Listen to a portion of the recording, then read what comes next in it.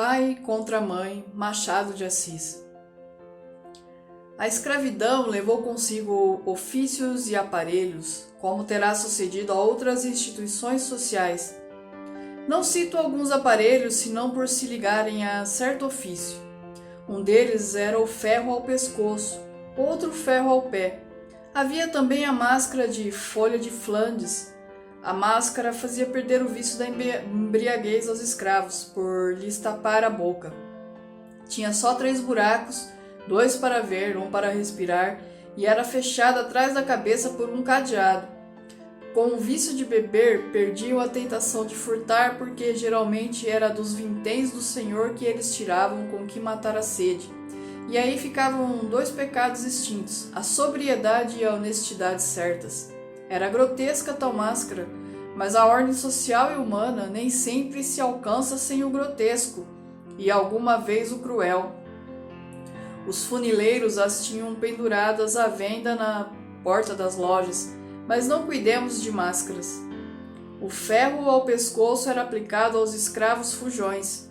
Imaginai uma coleira grossa, com a haste grossa também à direita ou à esquerda, até ao alto da cabeça e fechada, atrás com chave. Pesava, naturalmente, mas era menos castigo que sinal. Escravo que fugia assim, onde quer que andasse, mostrava um reincidente e com pouco era pegado. Há meio século, os escravos fugiam com frequência, eram muitos e nem todos gostavam da escravidão. Sucedia ocasionalmente apanharem pancada e nem todos gostavam de apanhar pancada. Grande parte era apenas repreendida. Havia alguém de casa que servia de padrinho e ao mesmo dono não era mau. Além disso, o sentimento da propriedade moderava a ação, porque dinheiro também dói. A fuga repetia-se, entretanto. Casos houve, ainda que raros, em que o escravo de contrabando, apenas comprado no valongo, deitava a correr sem conhecer as ruas da cidade. Dos que seguiam para casa, não raro, apenas ladinos, pediam ao senhor que lhes marcasse aluguel e iam ganhá-lo fora, quitandando. Quem perdia um escravo por fuga dava algum dinheiro a quem o levasse. Punha anúncios nas folhas públicas com os sinais do fugido, o nome, a roupa, o defeito físico, se o tinha, o bairro por onde andava e a quantia de gratificação.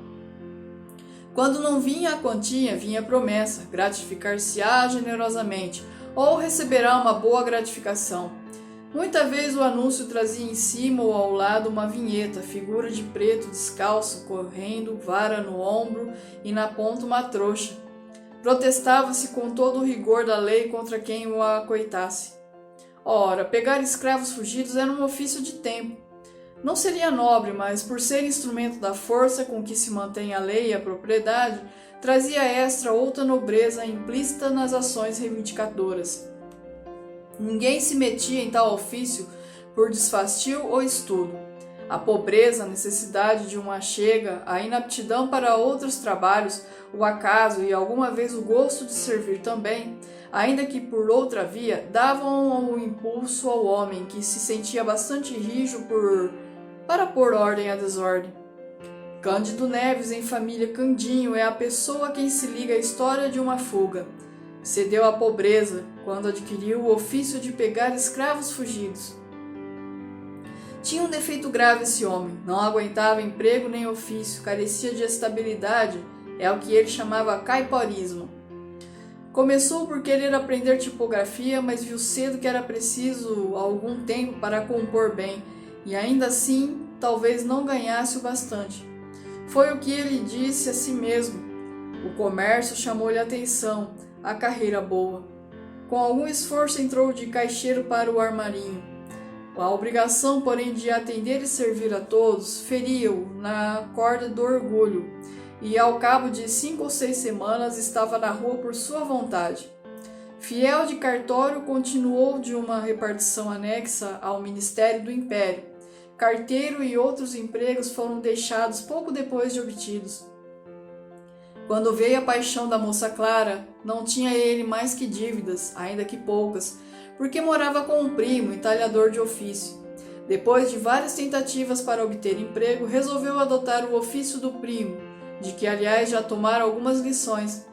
Não lhe custou apanhar outras, mas querendo aprender depressa, aprendeu mal. Não fazia obras finas nem complicadas, apenas garras para sofás e relevos comuns para cadeiras. Queria ter em que trabalhar quando casasse, e o casamento não se demorou muito. Contava 30 anos, Clara 22.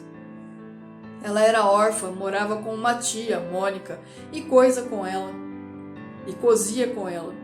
Não cozia tanto que não namorasse o seu pouco, mas os namorados apenas queriam matar o tempo, não tinham outro empenho. Passavam as tardes, olhavam muito para ela para eles, até que a noite a fazia recolher para a costura. O que ela notava é que nenhum deles lhe deixava saudades nem lhe acendia desejos. Talvez nem soubesse o nome de muitos. Queria casar naturalmente. Era, como lhe dizia a tia, um pescar de caniço, a ver se o peixe pegava, mas o peixe passava de longe. Algum que parasse era só para andar à roda de isca, mirá-la, cheirá-la, deixá-la e ir a outras. O amor traz sobrescritos. Quando a moça viu Cândido Neves, sentiu que era este o possível marido, o marido verdadeiro e único. O encontro deu-se em um baile. Tal foi para lembrar o primeiro ofício do namorado. Tal foi a página inicial daquele livro, que tinha de sair mal composto e pior brochado. O casamento fez-se 11 meses depois e foi a mais bela festa das relações dos noivos. Amigas de Clara, menos por amizade que por inveja, tentaram arredá-la do passo que ia dar. Não negavam a gentileza do noivo, nem o amor que lhe tinha, mas ainda algumas virtudes. Diziam que era dado em demasia a patuscadas. Pois ainda bem, replicava a noiva, ao menos não caso com defunto. Não, defunto não, mas é que... Não dizia o que era. Tia Mônica, depois do casamento, na casa pobre onde eles foram abrigar, falou-lhes uma vez nos filhos possíveis. Eles queriam um só, embora viesse a agravar a necessidade. Vocês, se tiverem um filho, morrem de fome, disse a tia sobrinha. Nossa Senhora nos dará de comer, acudiu Clara. Tia Mônica devia ter-lhes feito advertência ou ameaça quando ele lhe foi pedir a mão da moça. Mas também ela era amiga de patuscadas e o casamento seria uma festa como foi. A alegria era comum aos três. O casal ria a propósito de tudo. Os mesmos nomes eram objeto de trocados. Clara, Neves, Cândido não davam o que comer, mas davam o que rir, e o riso digeria-se sem esforço. Ela cozia agora mais, ele saía a empreitadas de uma coisa e outra, não tinha emprego certo. Nem por isso abriram mão do filho. O filho é que, não sabendo daquele desejo específico, deixava-se estar escondido na eternidade. Um dia, porém, deu sinal de si a criança. Varão ou fêmea era o fruto abençoado que viria trazer o casal a suspirar na aventura. Tia Mônica ficou desorientada. Cândido e Clara riram de seus sustos. Deus nos há de ajudar, titia, insistia a futura mãe. A notícia correu de vizinha a vizinha. Não houve mais que espreitar a aurora do dia grande. A esposa trabalhava agora com mais vontade, e assim era preciso, uma vez que, além das costuras pagas, tinha de ir fazendo com retalhos o enxoval da criança. À força de pensar nela, vivia já com ela, media-lhe fraldas, cosia-lhe camisas. A porção era escassa, os intervalos longos. Tia Mônica ajudava, é certo, mas que de má vontade. Vocês verão a triste vida, suspirava ela. Mas as outras crianças não nascem também? Perguntou Clara. Nascem e acham sempre alguma coisa certa que comer, ainda que pouco. Certa como? Certa, um emprego, um ofício, uma ocupação, mas em que é que o pai dessa infeliz criatura que aí vem gasta o tempo? Cândido Neves, logo que soube daquela advertência, foi ter com a tia, não áspero, mas muito menos manso que de costume, e lhe perguntou se já algum dia deixara de comer. A senhora ainda não jejuou senão pela Semana Santa, e isso mesmo quando não quer jantar comigo. Nunca deixamos de ter o nosso bacalhau.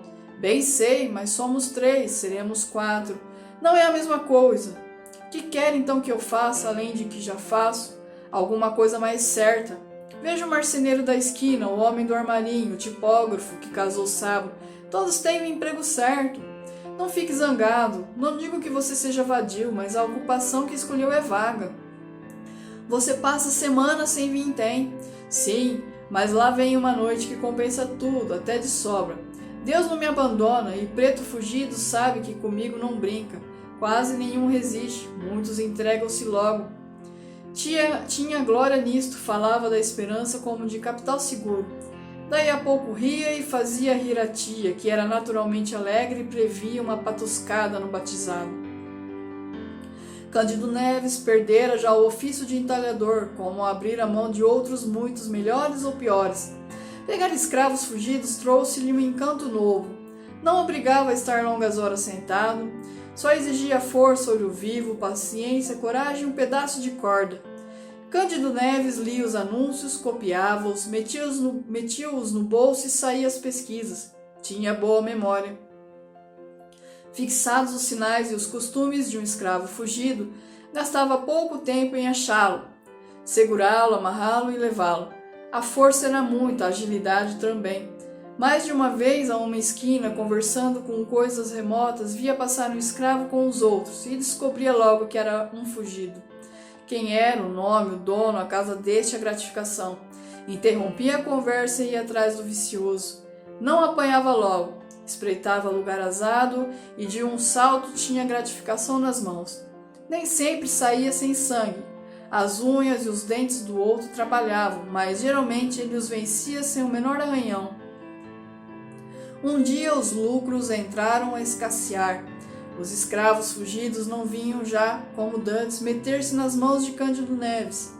Havia mãos novas e hábeis. Como o negócio crescesse, mais de um desempregado pegou em si e numa corda, foi aos jornais, copiou anúncios e deitou-se à caçada.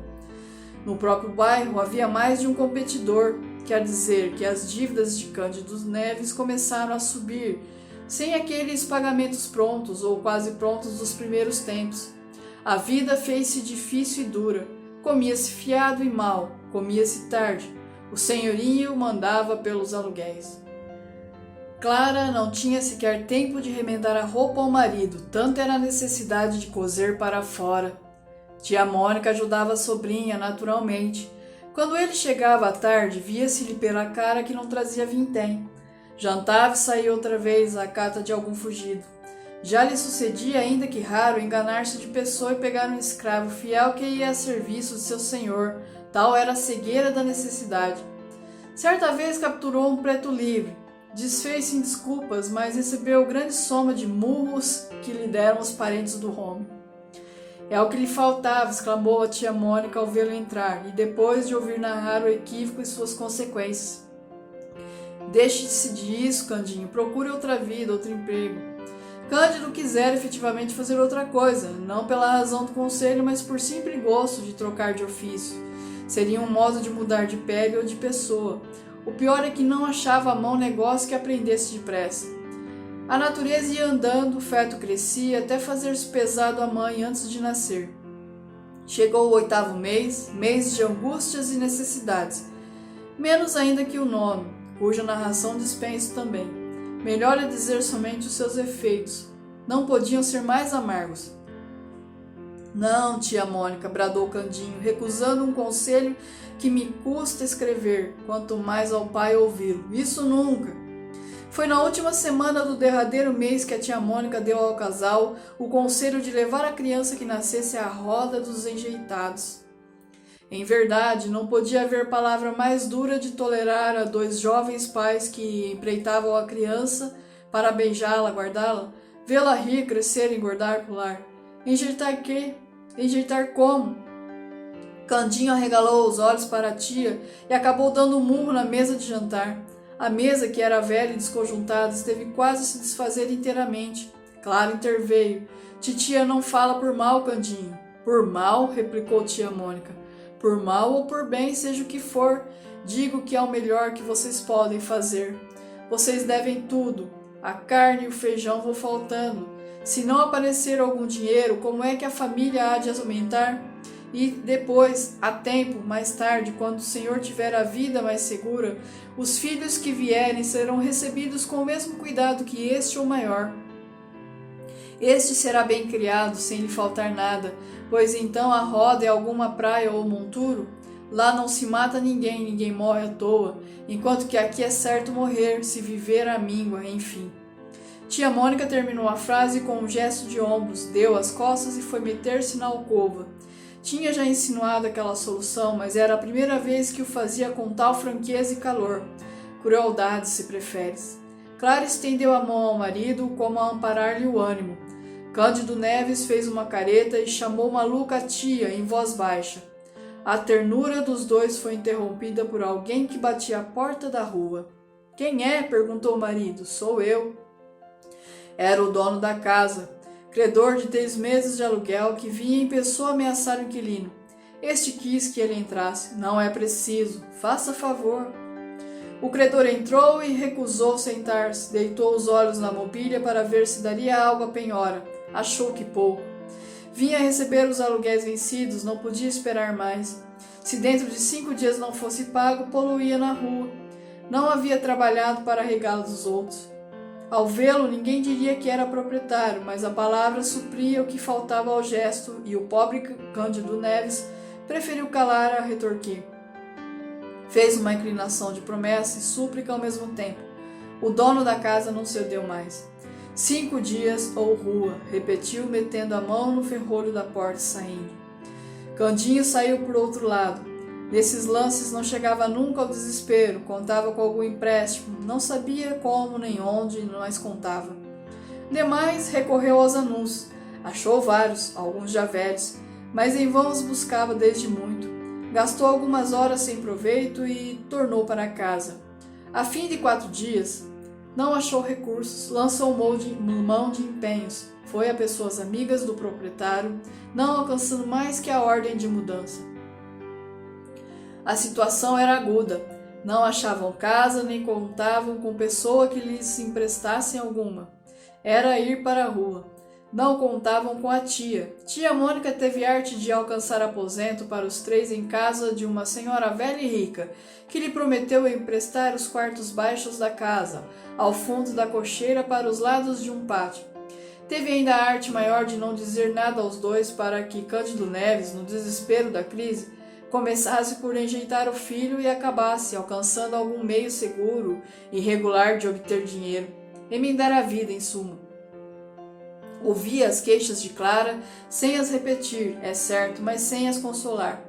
No dia em que fossem obrigados a deixar a casa, Fá-los ia espantar com a notícia do obséquio e iriam dormir melhor do que cuidassem. Assim sucedeu. Postos fora da casa, passaram ao aposento de favor e 2 dias depois nasceu a criança. A alegria do pai foi enorme, a tristeza também. Tia Mônica insistiu em dar à criança a roda. Se você não a quer levar, deixe isso comigo. Eu vou à Rua dos Barbonos. Cândido Neves pediu que não, que esperasse, que ele mesmo a levaria. Notai que era um menino e que ambos os pais desejavam justamente esse sexo. Mal lhe deram algum leite, mas como chovesse à noite, aceitou o pai levá-lo à roda na noite seguinte.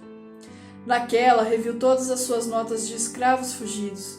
As gratificações, pela maior parte, eram promessas, algumas traziam a soma estrita e escassa. Uma, porém, subia a 100.000 réis. Tratava-se de uma mulata. Vinham indicações de gesto e de vestido. Cândido Neves andara a pesquisá-la sem melhor fortuna e abrir a mão do negócio. Imaginou que algum amante da escrava a houvesse recolhido. Agora, porém, a vista nova da quantia e a necessidade dela animaram Cândido Neves a fazer um grande esforço derradeiro. Saiu de manhã a ver e indagar pela rua e largo da Carioca, Rua do Parto e da Ajuda, aonde parecia andar, segundo o anúncio. Não a achou. Apenas um farmacêutico da Rua da Ajuda se lembrava de ter vendido uma onça de qualquer droga 3 dias antes à pessoa que tinha os sinais indicados. Cândido Neves parecia falar como o dono da escrava e agradeceu cortesmente a notícia. Não foi mais feliz com outros fugidos de gratificação incerta ou barata. Voltou para a triste casa que lhe haviam emprestado. Tia Mônica arranjara de si mesma a dieta para a recente mãe e tinha já um menino para ser levado à roda. O pai, não obstante o acordo feito, mal pôde esconder a dor do espetáculo. Não quis comer o que tia Mônica lhe guardara, não tinha fome, disse e era verdade. Cogitou 1000 modos de ficar com o filho, nenhum prestava. Não podia esquecer o próprio albergue em que vivia. Consultou a mulher, que se mostrou resignada. Tia Mônica pintara-lhe a criação do menino, seria maior a miséria, podendo suceder que o filho achasse a morte sem recurso. Cândido Neves foi obrigado a cumprir a promessa. Pediu à mulher que desse ao filho o resto do leite que ele beberia da mãe. Assim se fez. O pequeno adormeceu, o pai pegou ele e saiu na direção da Rua dos Barbosos. Que pensasse mais de uma vez em voltar para casa com ele é certo. Não menos certo é que o agasalhara muito, que o beijava, que cobria o rosto para preservá-lo do sereno. Ao entrar na Rua da Guarda Velha, Cândido Neves começou a afrouxar o passo. Hei de entregá-lo o mais tarde que puder, murmurou ele. Mas não sendo a rua infinita ou sequer longa, viria a acabá-la. Foi então que lhe ocorreu entrar por um dos becos que ligavam aquela Rua da Ajuda. Chegou ao fim do beco e, indo a dobrar à direita na direção do Largo da Ajuda, viu do lado oposto um vulto de mulher. Era a mulata fugida. Não dou aqui a comoção de Cândido Neves por não podê-lo fazer com a intensidade real. Um adjetivo basta, digamos, enorme. Descendo a mulher, desceu ele também. A poucos passos estava a farmácia onde obtivera a informação que referi acima. Entrou, achou o farmacêutico, pediu-lhe a fineza de guardar a criança por um instante. Viria buscá-la sem falta. Mas Cândido Neves não lhe deu tempo de dizer nada. Saiu rápido, atravessou a rua até a ponto em que pudesse pegar a mulher sem dar alarma. No extremo da rua, quando ela ia descer a de São José, Cândido Neves aproximou-se dela. Era a mesma, era a mulata fujona. Arminda bradou, conforme a nomeava o anúncio.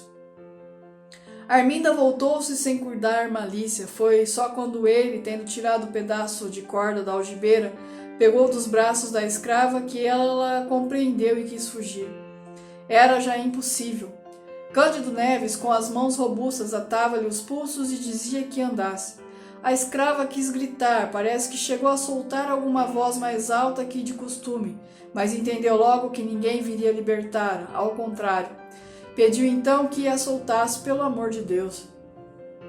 Estou grávida, meu senhor, exclamou. Se vossa senhoria tem algum filho, peço-lhe por amor dele que me solte. Eu serei tua escrava, vou servi-lo pelo tempo que quiser. Me solte, meu senhor moço. Siga, repetiu Cândido Neves. Me solte, não quero demora, siga. Houve aqui luta, porque a escrava gemendo arrastava-se a si e ao filho. Quem passava ou estava à porta de uma loja compreendia o que era e naturalmente não acudia.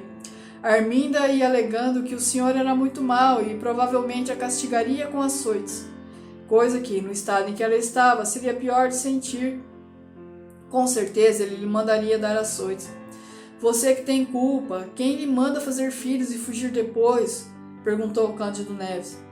Não estava em maré de riso por causa do filho que lá ficara na farmácia à espera dele. Também é certo que não costumava dizer grandes coisas. Foi arrastando a escrava pela Rua dos Ourives, em direção à da alfândega onde residia o senhor. Na esquina desta, a luta cresceu. A escrava pôs os pés à parede, recuou com grande esforço inutilmente. O que alcançou foi, apesar de ser a casa próxima, gastar mais tempo em lá chegar do que devera. Chegou, enfim, arrastada, desesperada, arquejando. Ainda ali ajoelhou-se, mas em vão. O senhor estava lá em casa, acudiu ao chamado e ao rumor. Aqui está a fujona, disse Cândido Neves. É ela mesma, meu senhor. Anda, entra. Arminda caiu no corredor. Ali mesmo, o senhor da escrava abriu a carteira e tirou 100.000 réis de gratificação. Cândido Neves guardou as 2 notas de 50.000 réis, enquanto o senhor novamente dizia à escrava que entrasse. No chão, onde jazia, levada do medo e da dor, e após algum tempo de luta, a escrava abortou. O fruto de algum tempo entrou sem vida neste mundo, entre os gemidos da mãe e os gestos de desespero do dono. Cândido Neves viu todo esse espetáculo, não sabia que horas eram. Quaisquer que fosse, urgia correr à Rua da Ajuda, e foi o que ele fez sem querer conhecer as consequências do desastre. Quando lá chegou, viu o farmacêutico sozinho, sem o filho que lhe entregara. Quis esganá-lo. Felizmente, o farmacêutico explicou tudo a tempo. O menino estava lá dentro com a família e ambos entraram. O pai recebeu o filho com a mesma fúria com que pegara a escrava fujona de há pouco. Fúria diversa, naturalmente, fúria de amor. Agradeceu depressa e mal e saiu às carreiras, não para a roda dos enjeitados, mas para a casa de empréstimo com o filho e os 100.000 réis de gratificação. Tia Mônica, ouvida a explicação, perdoou a volta do pequeno, uma vez que trazia os 100.000 réis. Disse, é verdade, algumas palavras duras contra a escrava, por causa do aborto, além da fuga. Cândido Neves, beijando o filho entre lágrimas verdadeiras, abençoava a fuga e não se lidava do aborto. Nem todas as crianças vingam, bateu-lhe o coração.